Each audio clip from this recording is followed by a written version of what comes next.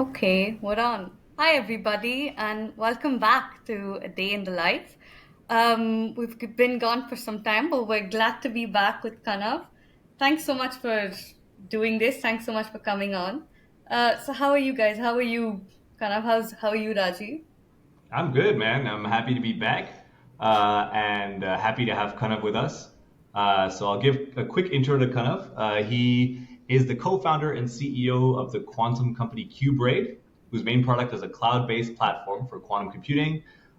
He has a PhD from Dartmouth University, and while he was there, he also worked at IBM and the Simons Institute, which we'll talk about as well. But before that, he actually worked in the field of aerospace at several places, including ISRO, which sort of makes sense because he actually got his BTech from the Indian Institute of Space Science and Technology, so the IIST, which a lot of our viewers may know. So with that, how are you, Kanav? How are you feeling? I'm doing very good. Thanks for having me. It's a wonderful time to be. It's actually really cold here in Chicago, so Oh man. I've been hauled up in my apartment for the past week, and it seems like it's going to be the same for the next week or so. But Oh looking no. forward to the spring and then summers. Well, today's actually a sunny day in Delft, which it almost never is. So I wish you many sunny days soon as well. Yeah. Cool, but we have many questions to ask you because I think you're the first guest we have on that's doing like is part of the industry and has got a startup. So I think I'm going to start off from there, which is we'd like to know what phase of work you are in right now, like what are you concentrating, and I'm assuming there's phases where you have to focus on raising money or like adding a big feature or I don't know tweaking your business plan. Can you tell us a little bit about how it works and what you're currently working on? Yeah, absolutely. I think you constantly work on all of those things all the time. It's just the percentages change. So right now, I've been focusing more on our quantum chemistry project that we have uh, in collaboration with MIT, U Chicago, Argonne, NVIDIA. It's a project, really cool project from Welcome Leap, based in the UK, and it's under the umbrella of a program called Q for Bio, Quantum for Biology. So that's been taking a lot of my time, where we're trying to understand how to simulate protein and metal ion interaction on a quantum computer. Besides that, I spend maybe like right now um, around 25% of my time thinking about the product and maybe coding a little bit. In the past 6 months, I've coded a decent amount. Um, haven't paid too much focus on the fundraising right now because we're in a good spot, so we're not currently fundraising. So it's nice to just focus more on gaining more traction, gaining more users, and then doing like hardcore science. But you still get to be a little bit more hands-on, or because I imagine as like a CEO and you have like a lot of stuff to manage as well. So do you still, you mentioned a little bit that you code, but is it something you do on the regular? I mean, not necessarily coding, but the hands-on work. It's surprising that it's surprising to me that the way it happened for me was like when I started out qBraid with qBraid, there was decent amount of doing actual work. When I say actual work, it's more like coding and then contributing towards the science, and then it sort of went down a decent amount with me focusing mostly on the management. And surprisingly, with AI tools, it's taking off again, and it took off like amazingly over the past 6 months. Because one of the key insights I had was I could code whenever I wanted, but it's just by the time I would get productive in encoding, I would get pulled off in another direction. You know, So and it takes for me to like a week or 2 weeks to basically get all the things in my deep memory to my RAM, if you will. For sure. And then you're actually becoming productive for a given project. But now that time that used to be like 2 weeks to 4 weeks earlier, because of ChatGPT and many other tools, that has been compressed drastically. So I get to be productive in just matter of like a day or two. Mm. So then if I clear out maybe 4 days in a week, and then I have 2 or 3 days of other work, and then I can get back into it, I get decent productive um, That really makes sense. fast. Which is why like I ended up doing decent amount of coding myself in the past 6 months. Nice. Yeah, we were just talking about it before the pod, actually, Priya and I, about how like, at least I was saying that, yeah, I use it as well to sort of get my starter code up or not have to worry about some details in the coding that I would have had to, like you said, like dig deep in the memory of like, how do I manipulate pandas data frames? Like, no, it doesn't matter, right? Just like, Basically. And I remember in the past there were times when, I mean, it's a simple thing, you've known it all your life, but it's just not in your current memory right now. It's like how to print out a dictionary in nicely formatted manner, how to plot using matplotlib, and you plotted something and you need to have it have a legend or something. oh And so man, these are the things. Sometimes I ended up wasting like a day or two, which was like I Exactly. knew there's like a some website that has the right snippet that I used the last time I worked on it, but I can't find it. So what do I do? So those things are incredibly easy, and that makes you insanely productive because those are the things you don't have to think about at all. that's so true. Actually, I had a time where this happened quite recently, where I was getting some error in my code, and I was like, I feel like I've seen this problem before, but let's check it out. And this time, unfortunately, ChatGPT couldn't help me, but I ended up finding the solution on a forum where actually I had given the answer 6 months ago to that solution. That's I was fine. like, oh damn, okay. Like I I didn't even just have know memory this. of finding out the answer. That's like that's how much my I don't know, maybe I'm just getting old, but like I gotta really dig deep in that memory. But the internet could help me in that.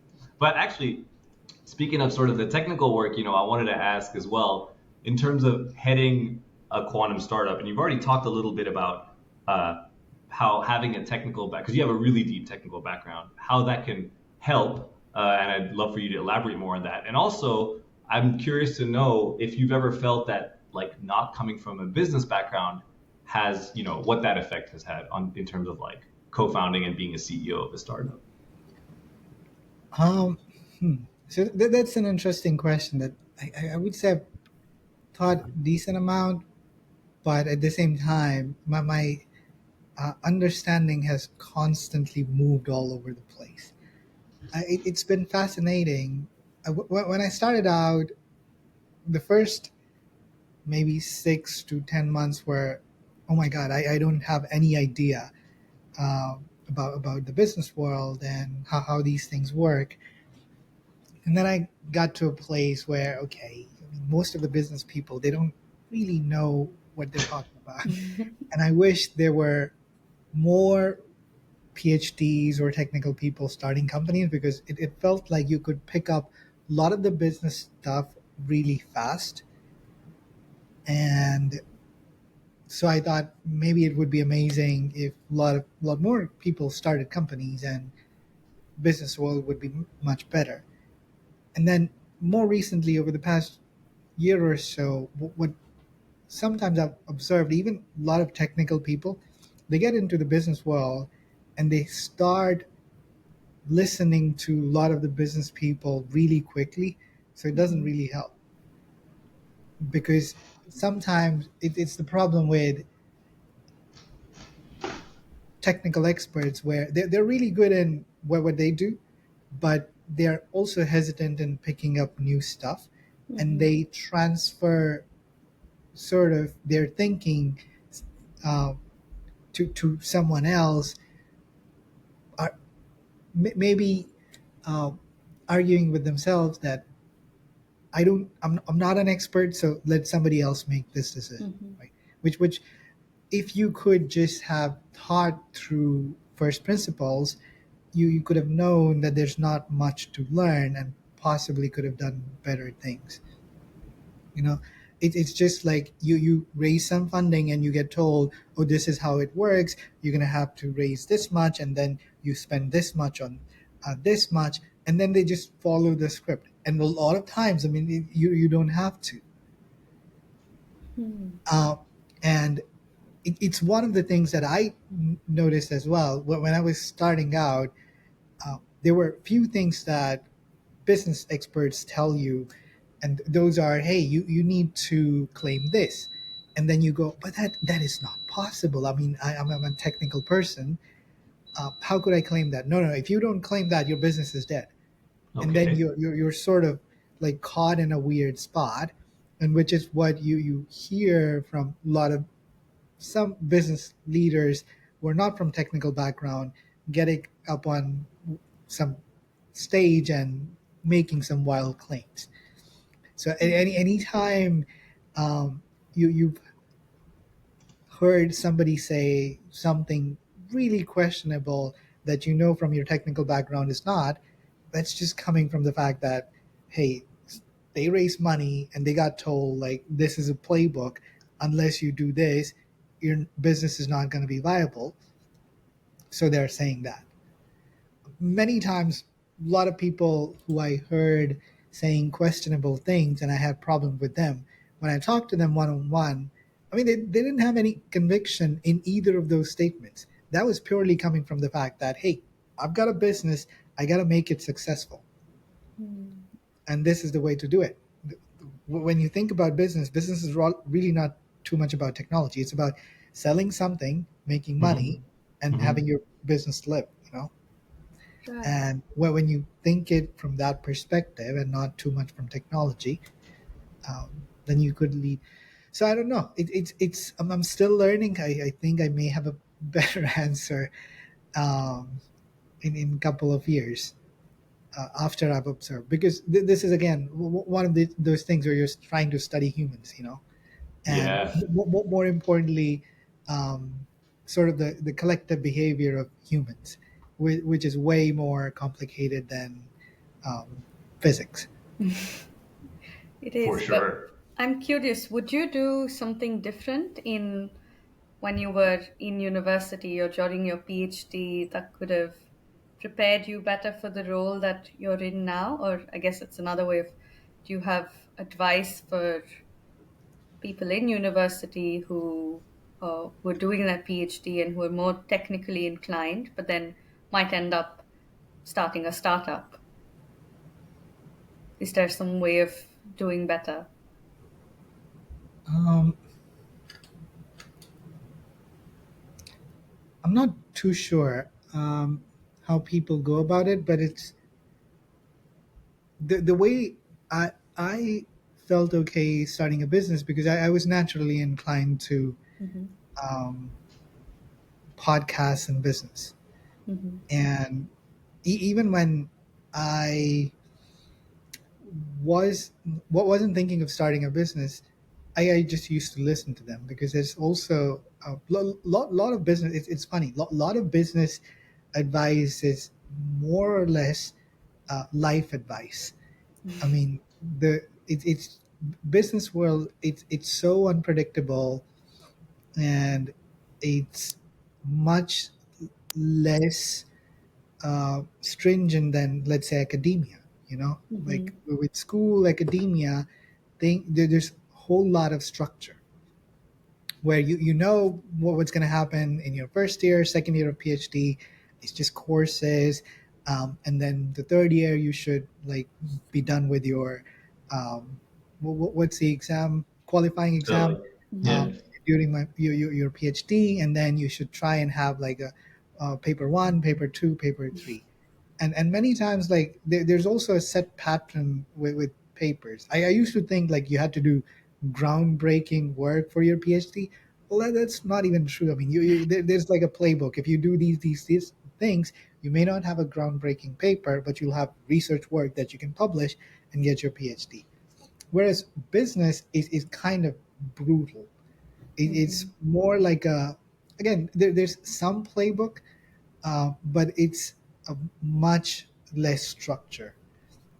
So you gotta figure out a lot of those things, and then when you listen to a lot of really established people like Paul Graham, I used to read lot of Paul Graham's essays, listen to Sam Altman, um, and follow a whole bunch of other business leaders.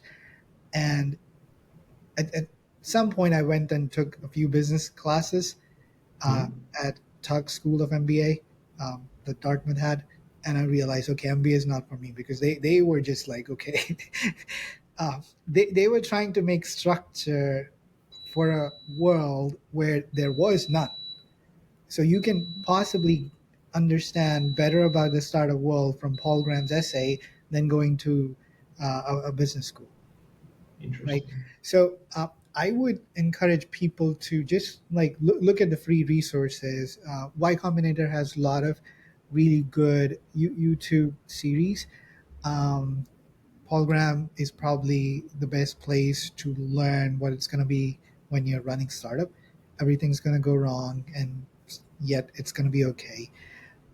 So these are the things I would do. I already did. The one thing maybe I would tell myself, a younger version of myself, like have more conviction Mhm. um, in your intuition than than what other people are telling you. Mhm. Um, Hmm. I got into this normal mindset during my PhD, which is what like academics are. They argue from maybe this thought process that hey, we've spent a whole lot of time understanding this niche field, so we are Hmm. experts, but then other people must have done similar things for their field, let's say in Uh-huh. business, so we should trust Mhm. them. But that's not the case. Many times people are just making stuff up on the fly. Which you find out like 2 years in, okay, so you really didn't have any idea. Oh no, that's a bit Man. unsettling that others don't know. I mean, you trust them to know their stuff, and ah, Yeah, I mean, but that's not how the world is. I mean, mhm. there are sort of no adults in any of the places, just like all children. Um, it's just they get older, they have gray hair, and people start believing that maybe they know something that we don't. Like I'm Mhm. so old, and yet like I make the dumbest decisions sometimes. I'll tell you what's not dumb though, and I wish I had a better sense of this when I was younger, is your sense of fashion, man. I feel like you're always on point. You got No, that hat, you got those. You should see some of his other talks too. He dresses in a really unique, cool way. So, man, that's dope. I need to get better at. My wife keeps telling me I need to have a better sense of fashion. She's not wrong about that, but I'll work my way there. That's good advice. Yeah. Uh, because kind of you're mentioning how the business world is. I'm curious to know what do you think about the quantum startup scene globally, but also particularly in India, because you did spend a good time of life in India and you studied there, but then you're now abroad and your company's abroad. I'm not honestly too sure about the startup scene in India. Um, Do you interact with it at all? no, not really. Mm-hmm. Um, I think in India's, I mean, I don't know like how it is now. I left India like 10 years ago. Um, so it seems like a lot has happened since then. But at the same time, there are ways in which India is sort of like similar. I mean, the railway stations are much cleaner. There's Wi-Fi, and yet there's like a whole bunch of similar problems that existed even uh, 10 years ago. Okay, Oh, Hello. hey, what's Who's going that? on? that's Luna. That's who, Um, sorry? Luna. Luna. Oh, very cute. Yeah, and she's gone. Um, and I, it's just like if you look at the top research groups Hmm. around the world, they're actually heavily clustered in the US and the UK. Hmm. And then on top of that, the startup scene again is much bigger in the US. Hmm. So it's just hard to uh, make a meaningful impact in India. So my guess would be like I'll be surprised. I wouldn't say chances of a good startup coming out of India are zero, but they're low Hmm. because more or less, if you're doing really cool, uh, one thing you would find out is Y Combinator. Yeah. And as soon as you apply for Y Combinator, then you know like you got to move to the US and you will have a pathway. And so you will end up leaving India anyway. And again, like people, not to say that that would be um, always the case. I'm sure there will be other exceptions, but it's just sort of like a natural path. You know, like I started at Dartmouth and I couldn't have made uh, a bigger company or it couldn't have grown qBraid to where it is staying at Dartmouth. And so it's just the VC funding, Hmm. the startup accelerators, all of those things that you need for your business to be successful are present in the US. So, especially with deep tech, in India, another big problem would be not only you would have fewer people who understand the technology, you have even fewer people or appetite to fund such a startup might be incredibly low, right? And if you end up, this is something that I think I have seen a few companies come out of India, which I'm not sure like how big they are, but they've gotten some funding, but it seems like that's too small to Hmm. do um, any meaningful things. You know, like you need a lot of funding. So this is like very, I guess now we're in speculation, but do you think it's just like something that could change or that is likely to change? I mean, I know with this national quantum mission, there's a bit of like drive to improve quantum technology in India, and I know right now the national quantum mission, the large chunk of the funding is going to academic institutions. But do you think there'll be like, okay, fine, there needs to be, I guess you mentioned stuff like accelerators and VC funding, and do you feel like it's something that could, eventually pop up? It's just that they're a few years behind, or what do Oh, you absolutely. think? I think the future in India's future is bright. Um, and I knew that even back when I was in India, it seemed like you have the most people of working age, and it seemed to be moving in the right direction. There's still a lot of problems, but it's just with any country you're going to have problems. So um, I think it's only a matter of time.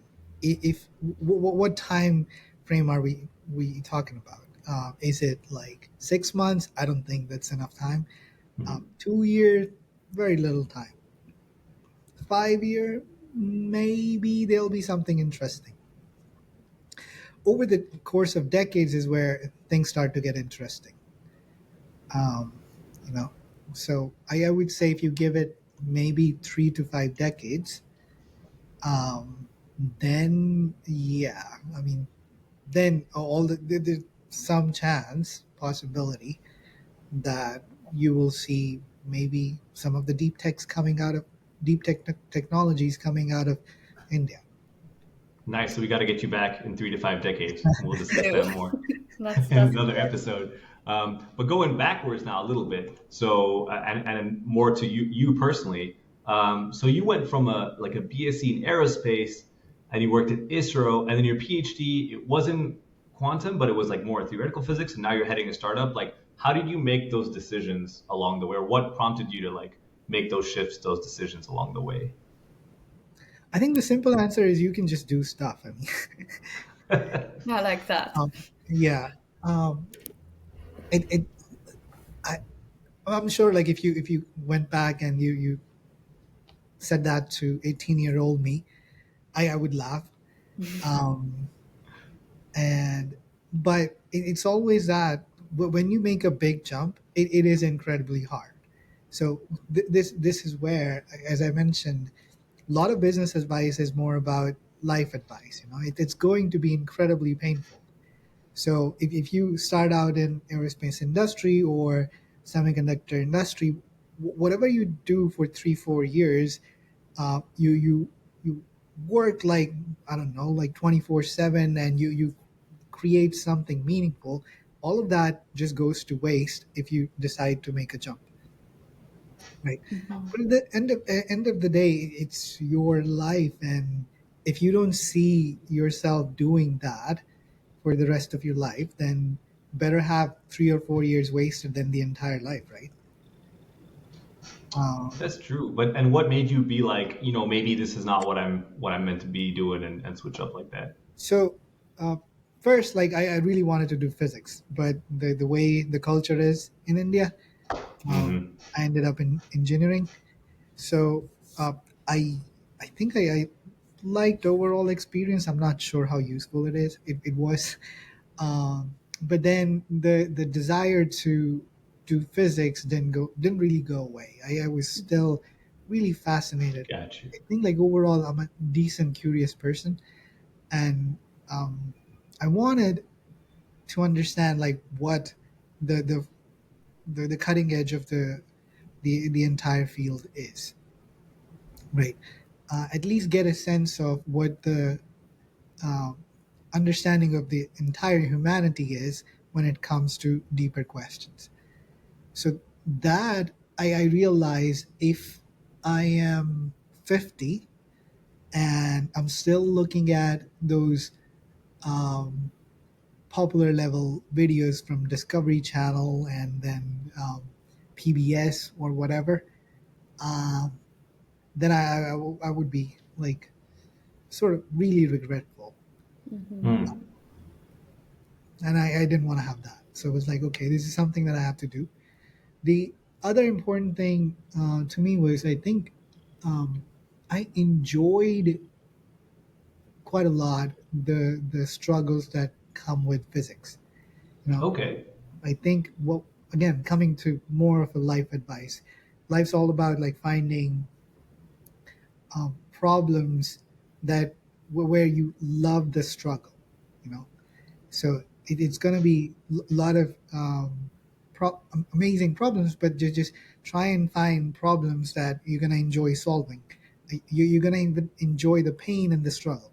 So physics for me is like I can think about some of these tricky um, problems, and I can be deep down into weird algebra, waste entire day or days at length, nonstop, almost go crazy and still be happy.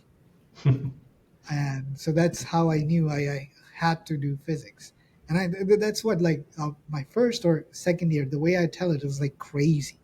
Like there's someone that the entire department could have betted on that if there was one person who could drop out within the 6 months to 1 year, I think people would have like said, okay, that would be a safe bet. Wait, Um, well, how come? because I was just so behind. Like you can't just like have aerospace engineering and no background in physics. Remember, like I didn't take any quantum mechanics, condensed matter, um, statistical. So in condensed matter, there's a so there are four main branches, right? Like traditionally in physics, there's E&M, there's classical Hmm. physics, there's quantum Hmm. physics, and there's statistical mechanics, Yeah. right? So classical physics, I thought to myself, okay, so, and this is what my first condensed matter lecture looked like. The professor comes in and says, okay, I'm going to assume you know classical mechanics decent enough. You have E&M decent well, decent amount of quantum mechanics, decent amount of statistical physics. I'm go. The first one, check. Second one, yes, I can follow along. Third one, I've heard name about it, quantum mechanics. What is the fourth one? Like, is it just statistics? So I didn't have any background. So, like, the way I caught up with everything was just like during the week I would study those courses, and then Hmm. weekends were just catching up to the Man, courses I was taking. that's a And this was hustle, during your man. sorry, go on. No, no, you go ahead. Go ahead. No, was just during your PhD. Yeah, during my PhD.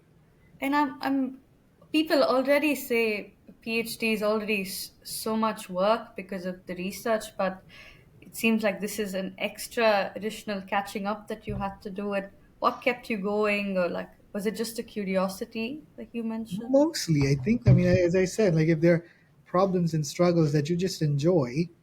I Hmm. mean, I would wake up 6 a.m. and I don't know, sometime be in the office 2 a.m. and I would still be happy. It's like, okay, this is exactly what I wanted to do. Wow, that's rare and that's That's beautiful. inspiring, man. Yeah, yeah, I mean, yeah. yeah, And that's how the life is. do you still have moments of such happiness? And like, I mean, the job that you have right now, what are the best parts of? Best part is still like honestly science. I mean, the Yeah. business. I think that I have found a way to make business interesting as well, where you can try and find you can like once you get into modeling the economy, marketing, and playing with I don't know some patterns. So for example, I like to think of a lot of the collective behavior in terms of phase transition. So so yeah, when you start doing things that way, there might be, and that's when it gets interesting, you know. Um, so Yeah, and what? you probably already have been following a lot of chatter about AI. Hmm. So there's like literally new economy getting created. It's fun to think how does that interact when you have sort of something that came out of um, came out of human economy, but at some point, if it it can evolve into a loop that loop itself is self-sustaining, Mhm. right? And there's a possibility of it just disentangling from the human economy. Um, what would that point be? So Mhm. that's so those are the questions that which are interesting to me. Or um, like there's I think the human economy right now is anywhere from 70 to 100 trillion. It's lesser than 100 trillion, if I remember correctly. It's maybe 76 trillion Mhm. dollars. Um, what's the maximum number it could be? Hmm. So you still have this, I don't know, this drive and this, I don't know, pursuit for these fundamental questions, even though you're in a startup and even though you're, I don't know, it just seems this is not something I hear very often. I would say I think past year has been different. Where um, first couple of years were okay, just deep down, deep in the weeds and trying to make it work. Hmm. But so far, whatever um, we've spent from our startup, we've managed to generate. You Hmm. know, and Wow. on top of that, we've got lots of users using our product, and so I think sometime last year is when this sense kicked in, where okay, this more or less could be termed as a success. You know, I would say like I have a um, I don't know, I run too much from failure. I like honestly, no failure is okay, but it's just like I want to do everything that I can to avoid that. So once that sense kicked in last year, where okay, there's no way anybody can call, or at least like I think my internal compass, I've got a lot of proving to myself. So last year is when I thought that okay, there's no way if whatever happens in the future, you can't predict future, but I don't think I would ever call qBraid a failure because technology wise, we built something really cool that got used at MIT's top hackathon, like one of the biggest hackathon in the world, 5 years in a row. A lot of people use it. It's being used by so many other programs. Even IBM used it internally for their developer conference. And then we were still doing wonderful, amazing, hardcore science for Welcome Leap. And we, on top of that, as a business, what you want is at least generate whatever you're going to spend. So we even did that. And since last year is once this sense kicked in, all the um, all the curiosity, which were sort of on a back burner, wild ideas are starting to come back. It's like, okay, what if this? Well, what can you do with this idea? Well, what if we did this way? What if we thought about this certain thing in a different way? So it's been fun times. Sounds great. I will say I've used qBraid very often, but very often is not just during the hackathons, but then you do have the credits still even after the hackathon, and I still have some remaining. So I've used it. I think the last time I logged on and I used it was maybe 4 months ago. So it's very relevant, and I'm doing my masters, and I know that there's other students in my class that know of qBraid and that use qBraid. So it is a huge thing for us, and yes, it's been great, and I'm glad that you also find that it's a success and it's actually doing well, so that's really nice. Thank you. Yeah, I mean, at this point, I think over 400 universities, four to Wow. 500 universities represented. Um, and it's been fun time. Like you wake up and suddenly you see like I don't know 100 people from a given university logged in, and you go, okay, somebody must be running a course or something. That's so Um, Yeah. cool, actually. yeah, Must be a very satisfying feeling. Yeah. absolutely. Yeah, it's been fun. But Very cool. then if we I mean, we've spoken about the good stuff. I am curious, what's the worst part of your job? Um, Oh, there's no bad parts. I mean, there are, I think, but um, there's I've gotten to a point where I think all of those things are manageable. One recent strategy I've adopted is this notion where nothing's personal, and as soon as you adopt Mm. that, it becomes more of a fun game, even business. I think like business um, could be could be stressful, mostly from human interactions. Hmm. Right. It's just sometimes even when you're doing the right thing, people hate you for whatever reasons, and that's just like human nature. You can't always, and then sometimes out of that hate or whatever bad feeling, they also take certain actions that hurt you, um, and that sometimes isn't fun. It's like, hey, we were doing the right thing. I mean, you should have. Um, and then so that used to bother me decent amount Hmm. because coming from PhD, where all you got to do is stay in your office, your apartment, and just work on the scientific problem. There's not too much of human interaction, or there's no collaboration. Whereas on the business end, like you have to work with everybody, even with the people that you do not necessarily enjoy working with, and sometimes even those collaborators and external people who were going to give you contracts and they don't give you. So a lot of stupid stuff happens. So more recently, I've transitioned to thinking it's sort of like a game. um, like a sport. I mean, everybody's just gonna do whatever they're gonna do to win the game. Nothing's personal. They're not trying to. Even in some cases, even if sometimes you don't get a contract or somebody screws you over, blah blah blah. You cannot take that personally. It's more like, like a game of tennis or a game of I don't know, video game where just random stuff happens, and um, take it as a game, and then it becomes easier. It's like, okay, don't look at it like, okay, something bad happened to you. There's literally nothing bad happened to you personally.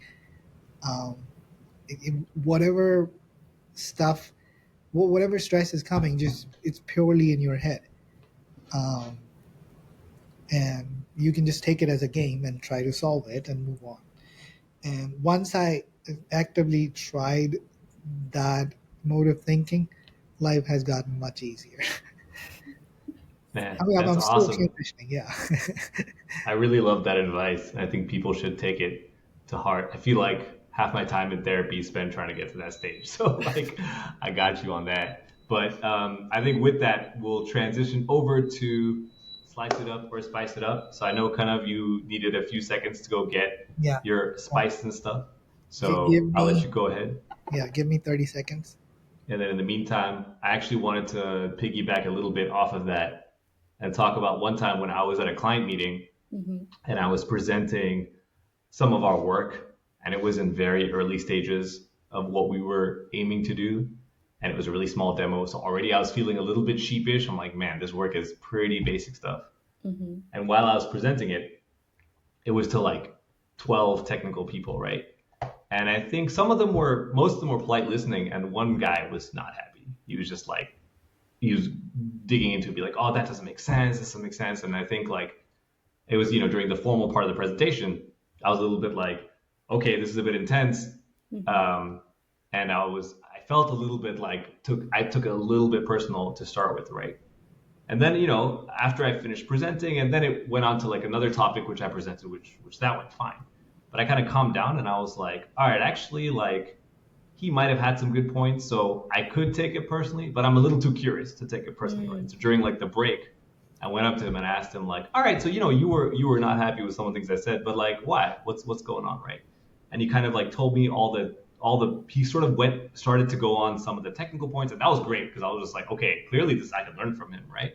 But also he started expressing a little bit of his frustration, and I understood. I'm like, oh right, you're frustrated because you've had other people come up to you present things that are a little too academic in style and it doesn't apply to industry. And then he's like, yeah, that's exactly what I'm talking about. Like, no, I understand. This happens to me as well. And then eventually at the end of that conversation, we were just like chatting away and kind of laughing. And then by the end of the meeting, he came and shook my hand. He's like, look, I appreciated the conversation and like, hopefully we'll talk sometime soon. So that was a nice like lesson I learned. But I think it took like really deliberate, like, okay, I can't take this personally. Right. So, Yeah, so like, it's a lot easier to forget. And I think I still like, I know that the feedback is meant to be on the content, and the feedback is just, it's good constructive criticism, but then sometimes it's just, I don't know, you're like, oh, I failed again, oh, I messed this up again, and sometimes it does get personal. But yeah, I think it takes a lot of growth, and it's inspiring to hear you say, kind of, that like now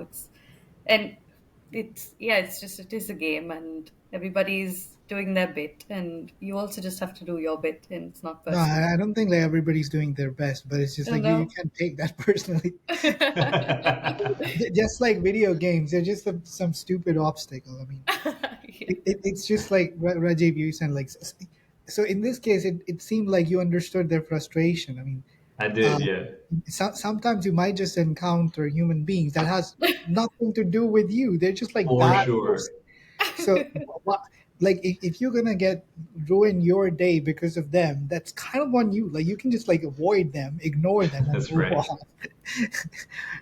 That's some For really, sure. actually, really deep philosophies. That's right? Yeah, just, that's true. I mean, in my yeah, yeah. situation, it ended up going okay, especially because I felt like, okay, actually, there's something I can get out of this conversation.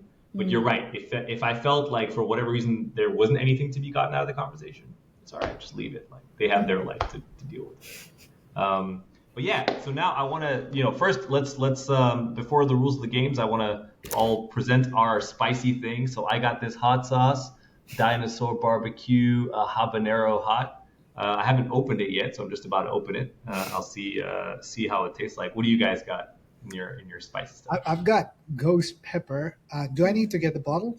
Whoa. Well, you don't have to, but you got straight ghost pepper sauce. No, give me like 1 second. Okay. All right, go for it. Go for it. That's good. Oh, I see that you guys are really doing spicy, spicy stuff. Well, okay, I'll wait for Kanav to come back No, before I I show think what I it's just have. But then I've learned from my previous mistakes, is what I'll it's say. standard habanero sauce. Oh, classic, classic. So Yeah, are you yeah, doing the yeah. ghost pepper and the sauce? No, just this one. Okay. Okay, good. For some Okay. reason, I felt like I picked up the ghost pepper, but I'm glad I did. Even this is Okay. I've just got it said triple spicy something chips, potato chips, but then they're from the Netherlands, so I feel quite all right. I'm not intimidated. Well, let's see how many kind of makes you eat, right? Because the, Yeah. the point of the game is at every step, we ask you to choose between two things, right? And you could choose which one you prefer based on objectively which one you prefer, subjectively which one you prefer, which one means more to you, however you want, right? You can say you prefer the first option, the second option, or you could say I prefer neither or both. But if you say neither or both, then you have to take a bite of your spicy thing, and also we have to take a bite of our spicy thing too. okay.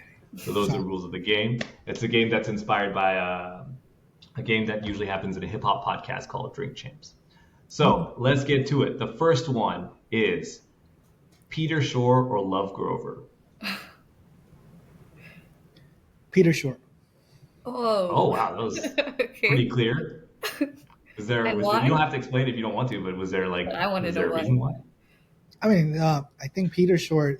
The biggest thing I like is quantum error correction because that all the algorithms people were happily ignoring, thinking that there's no way you can get rid of errors in quantum computers, so these algorithms aren't going to be useful at all. And this guy comes in. Not only he has like factoring algorithm, which is exponentially faster compared to Grover's, which is polynomial. So we're my going Yep. all boy, we're yeah, going my all boy technical. Peter here, he's got exponential improvement. Nice. That's fair. That's fair. All right, next one. We got Bell test experiments or double slit experiment. Oh, Bell test. Nice. Really? I would say so. They're more relevant, and then they can be performed even the tool set that I have. I mean, like I love double slit. I've used it as a way to explain a whole bunch of stuff. Mm-hmm. But when you give me bell tests, like I can log into qBraid and show people what it is, Ah, Nice. right? So it's like it's right in my wheelhouse. nice. Yeah, yeah, fair. Oh, Perfect. Priya's escaping some spicy stuff so far. But let's see the next one. The Heisenberg uncertainty principle or the no clone theorem? Um,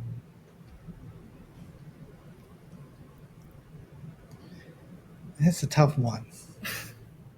You might have to go with both then on this one. But yeah, let's go with both. All Oh, right. All I was really hoping. right. Let's Okay. have a good one. Oh no, I put a whole spoonful. All right. Oh, mine's really not bad. I don't mind. You can say both for everything. Whew. Okay. Yeah, mine is. Okay, let's see how it keeps going. But oh, it tastes good though. I like the taste. It's a good buy. Yeah. Nice. All right, this one's especially for you. So, Sergey Bravia or Alexei Kitaev? Sergey Bravi. I mean, I've worked with him decent amount. I know him personally, and Alexei Kitaev. I've heard about him a decent amount from a few of my friends, and I think I'll go with Bravi. Fair enough. Yeah, he'll be happy if he sees this. That you chose him. Chose your boy. Um, NISC or fault tolerant? Fault tolerant, of course. Okay, that was very quick. I mean, NISC is. I think I work a lot on NISC. Yeah, that's what I thought. Yeah, we're just looking for fault tolerant, right?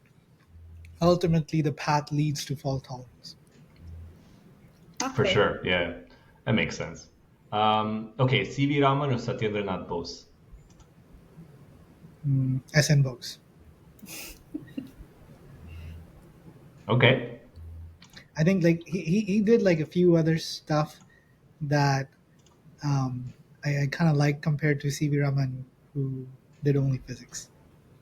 Ah, like what type of stuff? I Or think would like you did you preferably like?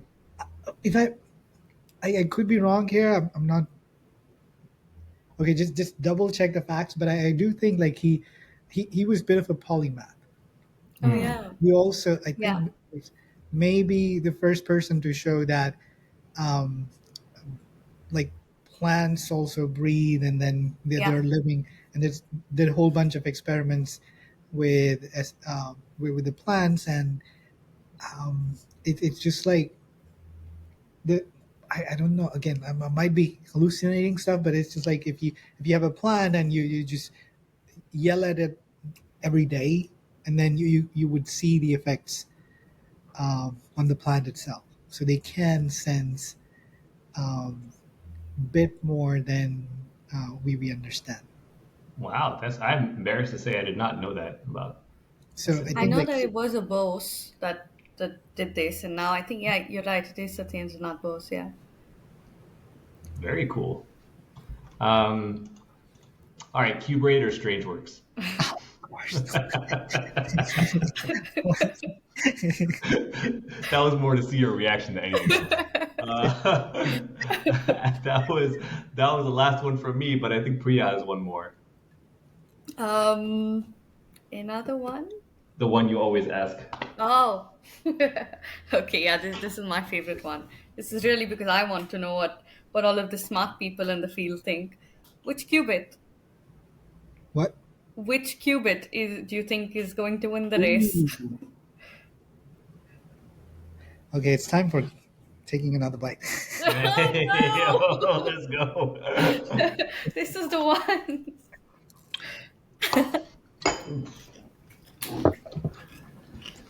Yeah, maybe that's why you have qBraid. qBraid is any qubit. Basically, Yeah, all of them. all of them. I Nice. think that there's um, the idea that maybe for a single algorithm you can use multiple of the qubits Mm-hmm. should be given a little bit more thought.